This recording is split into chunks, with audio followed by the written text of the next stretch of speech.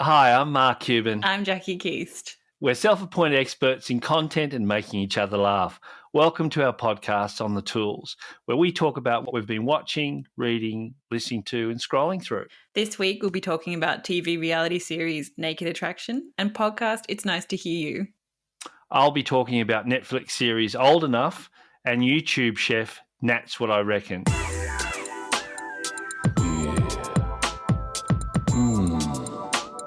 Hump day. Yeah. On the tools.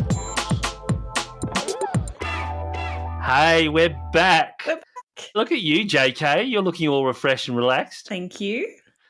Probably should start with a big apology to our listeners for the unexpected hiatus, which was largely my fault. I had a heart attack.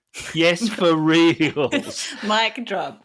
Yeah, something called a STEMI. It was touch and go for a while, but I'm feeling brand new. How do I look? I don't know why I'm laughing, but you look good.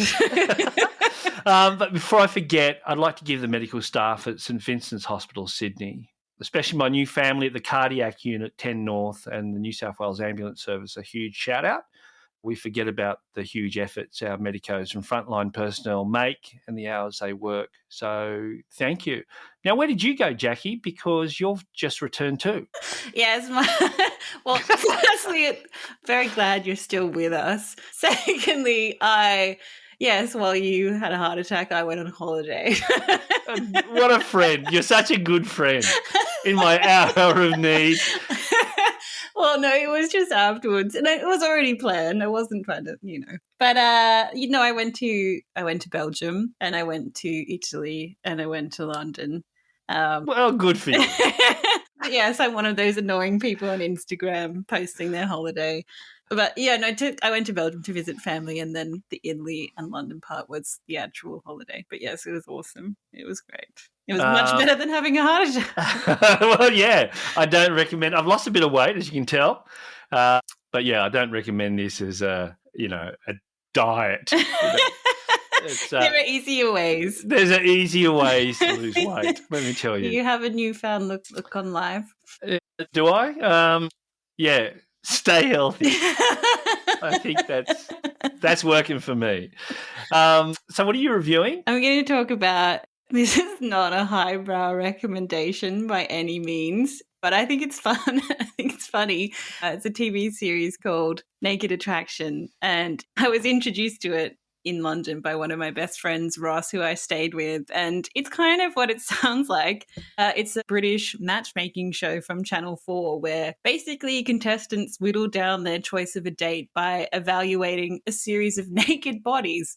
Or as the catchphrase goes, we like to start where a good date ends, naked. Like, this is complete full frontal nudity.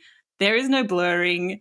Was a little bit surprised this was made in England and not like the Netherlands or Germany, a more liberal European country, but it's 2020. Body positivity. A bit of schlong. A lot of schlong. And a bush. A lot of bush. Some completely hairless. Everything under the sun, basically. All right. Sounds like fun. So there was a vajazzle on a 65-year-old woman in one episode I watched. She missed her jeans. What? Are you supposed to bedazzle your jeans? Oh, yeah. So basically, consider this show is contestant comes in that's looking for love. They're fully clothed, but they have 6 potential matches who are naked, standing inside these kind of coloured pods behind these frosted glass screens. And each person supposedly has an attribute that you've declared beforehand that you find physically attractive. And then the screen slowly lifts in stages. So to start with, the screens lift and you see everyone's legs and genitals. And then with the host... Sounds really unattractive. Yeah. With the host, you then walk around and examine each person. And this is in like forensic detail with the host being like, there's some inner labia hanging out there. Do you mind that?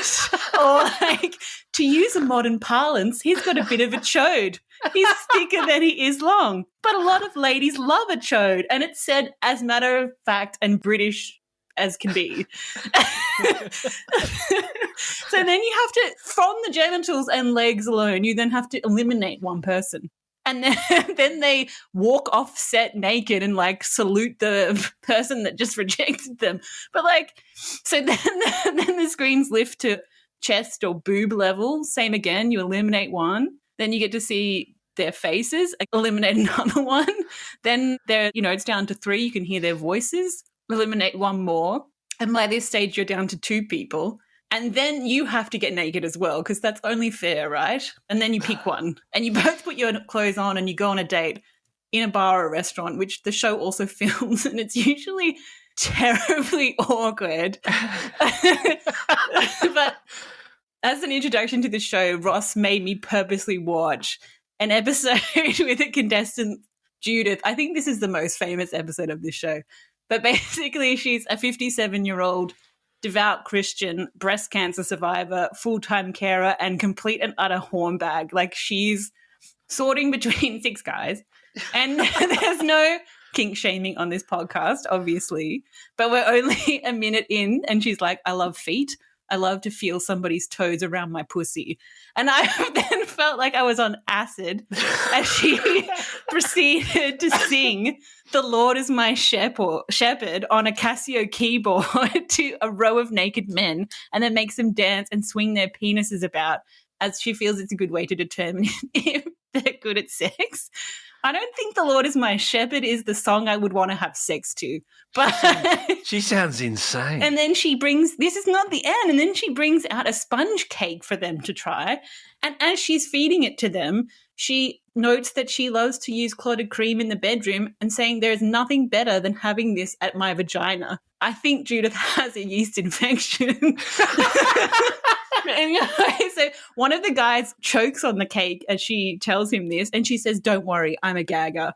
I'm like, anyway, she's the best. I want to be Judith when I grow up. But fortunately, the guy she chose, he ends up ghosting her. It's quite sad. Well, yeah. I think any sane man would. I also watched another episode with the oldest ever contestant, Ian, and he's a retired engineer. His wife of 30 years died, and how he's discovered nudism and is exploring his sexuality with men too. He likes pronounced nipples, and he sports a Prince Albert. Wow. How old's he? 75. It's like one thing. Good on him. Yeah, I know. One thing I really like about this show is that all of the contestants are of all different ages and body types, and it's very inclusive. It's not objectifying. I mean, yes, it is objectifying people, but it's kind of oddly refreshing to just see normal bodies, because I think so much of the bodies we see in media are like hot people in porn. And there's people from all the way across the LGBTIQ spectrum as well, which is like really great. Not sure I'd personally want to go on this show and have like each element of my body critiqued within an inch of its life, or my labia discussed on Twitter. Wow. So kudos to the people that are brave enough. But like, one of the things I also can't stop thinking about when I was watching this show is like, imagine watching it and just seeing like a work colleague like Roger from accounts, and then the next time you see him in the kitchen, it will not be the same. No, I think you would have to like change your identity or move. And like, wow, I don't know how I feel about the. You'd have to be a bit mad. You'd have to be, or you'd have to be. I think you'd have to be so self-confident about your body to go on international television. I also don't know how I feel about the premise of the staged elimination, because I know, like, for some people, like, hot body is the priority and therefore forgive a bad head. But, like, to me, the face is physically the most important thing. And, like, what if you eliminated the person with the hottest face first because they have weird pubic hair or something, and, you know, you end up with 2 mugs? Like, I just obviously this is before, you know, you get into someone's personality and humor and intellect, and whether that plays into whether they're attractive or not. But is that show available domestically or just? So, like, lots of the episodes are on YouTube, and I kind of find that weird. I thought they would be pulled down because they're full on nudity. But they're also apparently on. I did some Googling. It's on 9 now. I'm surprised it's not on SBS. Wow, that's just nuts. Yeah. And has 9 done any editing, or there's just? I don't know. I didn't watch it on 9. I've just watched it on YouTube.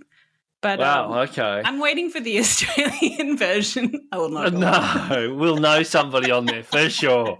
But the other thing is so weird. You see every participant with the clothes on at the end, the very end, and everyone seems to have really bad fashion. I don't know whether the show makes them wear clothes that have no brands or whatever on them, because some people look way better naked, I have to say.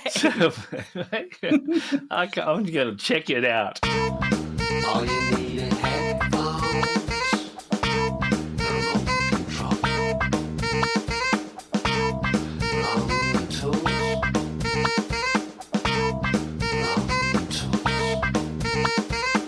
So while I was recovering, I had ample time to watch lots of content while you were jet-setting around Europe.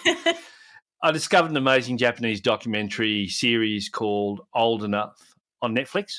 Unlike Naked Attraction, Old Enough is probably the most... It's like the opposite end of the spectrum. It's the opposite. It's probably the most wholesome show I've ever watched. The series now has over 20 episodes and is completely unscripted, and it's about Japanese toddlers / children. I don't know, how old does a child have to be when they move from being a toddler to a little child? I don't know, like 4 or 5? That's what I thought. Well, these children range from 2 to 5 and are sent on simple errands to help out their parents. The tasks set in the program reflect errands Japanese children carry out in real life. I remember my mother sending me to the corner shop to get milk, and I must have been about 4 years old, and I always got in trouble because I had the wrong change. Were you buying it? Like, these kids buy themselves things sometimes. How would I know? It? I'd just hand over the coins. Although I think most parents would shudder at the thought of exposing their offspring to the potential dangers of busy urban streets. Did Margaret and Chris send you off to do their shopping, Jackie? Not to my memory. I do remember my mum, like, losing me in the shops, and then I got to ride in another woman's trolley. That was on purpose. She'll reveal that later in life. No, I was in Wollongong Shopping Centre and I was staring at some surfboards, and then this other woman picked me up. I was fine. Bloody hell. Anyway, so in one episode, Hiroki, a 2-year-old boy, navigates traffic, a 20-minute journey to the shop to buy flowers, curry and fish cakes for his mother. In another episode, Hinako, who is just shy of 5, is tasked with giving handmade, I'm going to butcher this, hariobi, or traditional maternity belt to a pregnant neighbour before buying wakame, inedible seaweed, and picking onions and cabbages from the family allotment. During an errand to the local market, 3-year-old Yuka buys udon noodles and tempura, but returns with sea bream instead of the prawns her mother's requested. Obviously, all is quickly forgiven. I don't think there'd be anyone in this country who would send their child out to do these errands. But this one is where she goes to when she buys the sea bream. That market is full of hundreds of people. Like, I was shocked. I'm like, that kid is just wandering around on their own. I know. But it also shows that they're quite capable. You know, that you give them the task and off they go. Maybe but the show's people don't have enough faith in their children. Oh, probably not. I remember taking myself off to sport on a push bike, and nowadays that would never happen. I think everyone drives the kids to sport. Oh, yeah. Me and my brother used to walk to school. We were little and we would have fights. So I'd pull him by his backpack and throw him on the ground on the way home. Good for you. The show's creator, now butcher this again, Junji Uchi, says the show continues to draw in audiences and it's growing because it centers on a treasured feature of Japanese family life. So, the executive director said that he was inspired by the widely accepted practice among Japanese parents of asking their children to run errands alone. He said what he thought that they film a child when they're sent on their first errand without them being aware of what they're doing. Perhaps we find something in the footage that's worthy of television. So it was kind of like, you remember Big Brother? I think they just shoot a lot of footage and then, the magic happens in the edit suite. He said, it's interesting on so many levels and perhaps highlights how we've become helicopter parents. For me, the most entertaining part, and I don't know if you noticed this on the other episodes, is the army of middle-aged cameramen and women running after the children. The best one is when two kids have to walk up these steps to a temple and then the cameramen are clearly puffed because it's really steep. They're not young, but they're not young. you think they'd be like young, fit cameramen, but they're sort of very middle-aged looking, puffing and panting, and they're carrying what appears to be large shoulder-mounted video cameras. Like they look old school. But these the kids, show is quite old, I think. I don't think it's new. the show. Yeah, I think it was in Japan and then Netflix picked it up. I think it's from maybe 15 years ago. Oh, really? They're all teenagers now at uni. Probably. About to sue the parents. But these kids are like full of energy and wonderment. And, it just did make me think about helicopter parenting and whether, we're creating children who are sort of wrapped in cotton wool and are pretty hopeless. Don't you think? It was like, these kids are amazing. 3, I know. buying stuff. And also the fact that food, like they go and buy something and they eat it and they do this. It was just quite amazing. Look, really entertaining. I loved it so much. And I just found it really super cute. And, I don't think there's a lot of shows like that I've seen in recent times. No, and it's just cool to like watch the kids kind of have to work things out. Like there's an episode where the girl's I think she's picking up cabbage, but it's actually been cut up and put aside for her just to pick it up. But she goes instead to the cabbage that's in the ground and tries to twist it out of the ground, and she's there for like half an hour. And then eventually she gets it out. It's actually quite amazing. And then another kid, he's carrying like an esky of fish, and then the rope snaps and he has to work out how he's going to get the fish back in the box. And like just watching the kids try to figure stuff out is just, it's really funny. It's really cute. It is very cute. So that was a fantastic show and I highly recommend it. Where are the tools?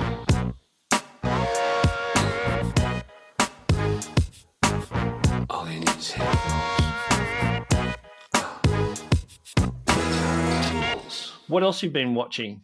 I've been listening to a podcast. Listening. What else have you been listening? You always throw What to else the have you wrong thing. What else have you been listening to? I've been listening to a podcast, It's Nice to Hear You. So this is probably at the opposite end of Naked Attraction. And I also thought it would just be an interesting follow-up to, like when I think it was episode 5, we talked about online dating based on a book that you read. So It's Nice to Hear You is a podcast. It's also a matchmaking experiment. And the people in the experiment are matched with one person, but they don't see each other's faces. They don't know each other's names. So they can't Google or stalk each other on social media. So they can only correspond once a day for 30 days via voice memo. They can't talk in any other way. And we get eavesdrop on these voice memos during the podcast, and we hear how the relationship. It's intimate though, isn't it? Yeah.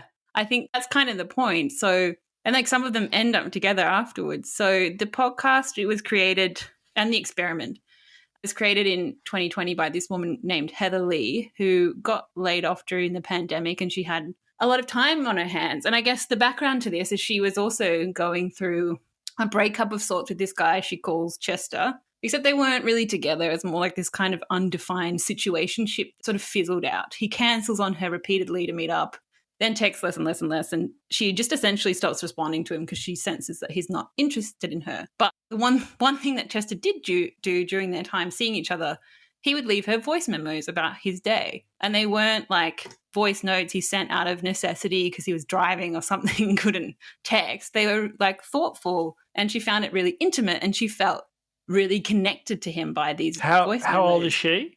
I think she's 30. I can't quite remember. I think she's around 30. But do you think that is because the main form of communication amongst millennials is text, right, and social media, and no one really speaks on the phone? Do you think that? Well, this is what we were talking about yesterday. Like, one of my friends is like, if I call her, she will think that I'm dying because she would literally say to me, "Why would you call me when you could text me?" Maybe because like some people send voice memos. I don't really. But do you ever send voice memos? No, I don't. I have a few friends who do. Yeah, I find them annoying. It's a bit like a voicemail, which I find. It depends how it is. I think if it's like a conversational piece or whatever, a show and tell, then But normally it's just they waffle on. And I just want to get to the point and quickly get to the end, which is just me in general. Impatient. But so yeah, Heather the pandemic, she also watched that Netflix show Love is Blind, where people get to know potential partners through a wall over the week, and in the end they have to propose marriage to one of them, which is slightly a bit too far in my opinion, but okay.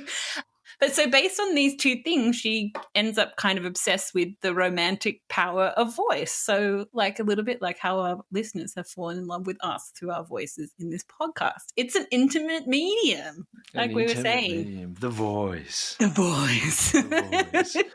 Like, so Heather believes in modern normal dating apps, there isn't space for vulnerability to evolve. So people are too stuck in trying to be witty, or they're trying to be superficial.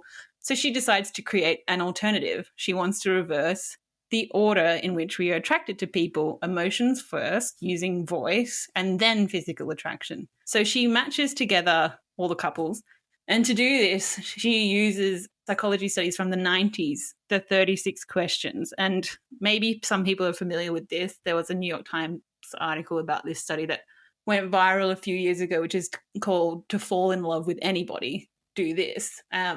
A bit of explain it. So what are the questions? Yeah, so I'll explain it because it's actually really interesting. So basically this 90s experiment, it paired together complete strangers and made them ask and answer these 36 questions to see if they would generate intimacy and connection. And the idea being is that these questions get you to be vulnerable with someone in a way that, you know, kind of artificially, like in a way that might otherwise take months or even years. And then when the 36 questions are done, they stare into each other's eyes for 4 minutes. And in this 90s experiment, one of the pairs that did this, they fell in love and they got married. But so... Are they still together, or you don't know? I don't know. But the questions, they start off really easy. So they're just sort of like, what would constitute a perfect day for you? And then by the end, they're like super personal. Like, if you were to die this evening with no opportunity to communicate with anyone, what would you most regret not having told someone, and why haven't you told them yet? So, Oh my God. full on. It's full on. I need like a day, 2 days, a week maybe to think about that one. I know. But so Heather gets people to fill in the 36 questions like a questionnaire, and then she uses them as a profile of sorts for the experiment. So she matches people based on whether their answers seem similar, and they have to answer those questions on voice memo. And the person then that they're matched with listens to their profiles, and then they respond and start their conversation from there. And so she chooses 3 potential couples. They're the subjects of the podcast, and we get to hear them get to know each other. And it's awkward initially, as you would imagine. I think dating is just awkward. But as it unfolds, it's actually pretty amazing how they do connect. Like, they do share really intimate things with each other. And like one thing that Heather does do is she does give them occasionally conversation prompts. And like, she even makes them sing to each other at one point, which I would die if I was made to do that to someone I'm attracted to against my will. But I think that's the point. It's to be vulnerable. And I think like the most interesting aspect of the podcast is not like discovering, oh, like audio is the best mode to fall in love. I don't think so. It's just different. But it's actually more that Heather, like, she inserts herself into the podcast a lot, and she learns things from her participants, particularly how open they are. And she realizes that listening to these other people be really open, that she has a lot of issues with intimacy and communication. And she brings on these relationship counselors to talk to her participants, but she ends up speaking to them as well. And so she even gets back in touch with that guy, Chester, that had that kind of situationship that didn't work out. And funnily enough, he thought she never really cared about him. He thought she wasn't that into him because she never, like, he wished that she had told him that she liked him because she was so busy protecting her own feelings. She never told him that she did. Like, she just assumed that he knew and that they had this tacit understanding. Wow. And like, I think even with the voice memos, she sort of realizes they were not necessarily, looking back on them with fresh eyes, they were not necessarily that intimate. It just felt that way because she liked him. And so it wasn't like he was declaring his love for her in those voice memos. But so she wasn't vulnerable. And she realized she wasn't vulnerable in her previous relationships before either. And I think when I was younger, I'm probably guilty of that too. Like, I think it's hard to put yourself out there sometimes and say, like, I like you. It can be hard. And I do think like a lot of relationships fail because of miscommunication. Like, people are afraid to open up or let their guard down or just don't actually know how to communicate honestly about how they're feeling in a relationship, whether it's good or bad. And it's difficult to have those conversations. Like, it's a really hard lesson to learn. And like, I think sometimes, you know, people sometimes are like, this relationship is good because we have chemistry and we have things in common and we have fun and we have good sex. But like, those things that should just be the starting point of a relationship. Like, But also relationships change. that's true. But I think like a great relationship or one that will last into the longer term, I mean, it has all of that, but you're emotionally comfortable enough to share that vulnerable, ugly side with someone, you know. But, like, you know, you see those old established relationships and they've been together for so long, they bicker. oh, that's my parents. They're probably listening to this podcast. You know, it's over the most ridiculous things. It's like, you should just break up. No, I don't think my parents should break up. Like, No, I'm God, just saying, like, my parents are the same too. Yeah, it's weird. It's like they've sort of forgotten the good bits. Well, you got to still spice it up, but yeah, I think I don't want to know about my parents spicing. I'm trying to speak generally and also not speaking about my parents. Don't want to know. But I think like being vulnerable, I mean, that's what leaves you open to rejection, which I think is why in dating a lot of people are afraid to go to that stage. But like, if the other person is vulnerable with you in return, that's how you build trust and connection with other people. Yeah, really. that sounds fascinating. It's so interesting. Really it's the interesting. complete opposite of choosing someone based on how their genitals. Yeah, well, it's not really what you base a relationship on, but or maybe you do. I don't know. We're on the tools.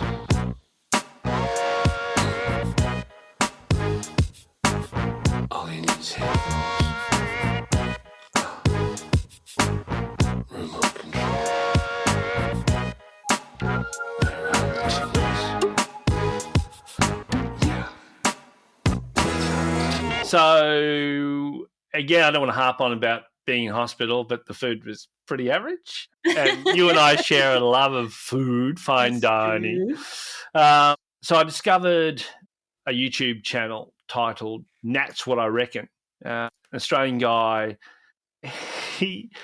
He's bizarre. Like, how do I describe? He looks like he could be a member of a metal band. You know, lots of ink. I think he probably is. Long maybe. hair down to his waist. You know, some strategically placed piercings on his face, and he swears. He loves to cuss and loves cooking. And I think he discovered that from his dad. And the shtick with this guy is that he loves fresh produce and herbs and hates cooking with anything out of a jar, packet, box, or tin. So, you know, he'll go and buy stuff. It's all fresh. He'll prepare it, knock out something that's just fantastic, you know, swear a lot. His fans include David Grohl from the Foo Fighters and Australia's Yale Stone. And he's got dishes with names like the crowd goes mild curry and end of days bolognese. Nat got the idea, and I don't even know what his surname is. I can't find it anywhere. But It's not what I reckon. It's not just bizarre. But Nat got the idea to diversify into cooking segments after the lockdown. That's how I found it. Yeah, because he basically was a stand-up comedian, wasn't he? I think so. And I think like he was, because everyone was cooking in lockdown, and his whole thing, I think, with the jar sauce was like to try to be like, cooking is not that hard. You don't have to use this disgusting thing full of preservatives. But I think where that came from was his own health kick. And the impetus was, you know, he'd wander around trade shows and happenings with a mic and, you know, perplexed attitude, you know, looked like a well-tended beer gut. You know, he was kind of this weird sort of looking. So he did a lot of vox pops and stuff. But he's lost about 24 kilos. And one of the reasons why he started the cooking segment is that he had one of his lungs removed and put on a bit of weight. He was pretty sick. He said going to the gym wasn't doing anything for him. His gut wasn't helping his breathing. So he started to look into what food he was eating. And basically, you know, it's easier to prepare a nutritious meal. It's not as expensive and it's better for you. And look, it's funny to watch. It's great. He cuts up, the videos are short and sweet and fast. Yeah, just amazing and really entertaining. It's funny. A really sweet guy too, I think. But yeah, that sort of got me through, and, you know, I was daydreaming about eating his food while in hospital. Have you made any of his things? No. I have. I think it was in the first lockdown. I think it was French onion soup, which I never made French onion soup before. It was good. Was it good? Yeah. One thing I did learn from him as well is to never buy rosemary. Have you seen the videos where he goes out and like cuts down rosemary on the street? And now I realize it's true. Like rosemary grows everywhere. I wouldn't use rosemary from Sydney streets. It's probably full of mercury and heavy metals. Use the rosemary from the local park. There's like near where I live, there's a community garden. I steal the rosemary. I'd go and have a test. I'd go and check how much heavy metal you've ingested. Just making me stronger. Yeah. So, no, I do a lot of cooking and, I collect recipes. I've got a whole bunch of recipes from my grandmother and my mum. So, yeah, no, I've got my own recipes that I like. Well, that's it from me, Jackie Keast. So good to see you again. You too. So I shall see you next week. I'll see you next week. Bye. Bye. All you need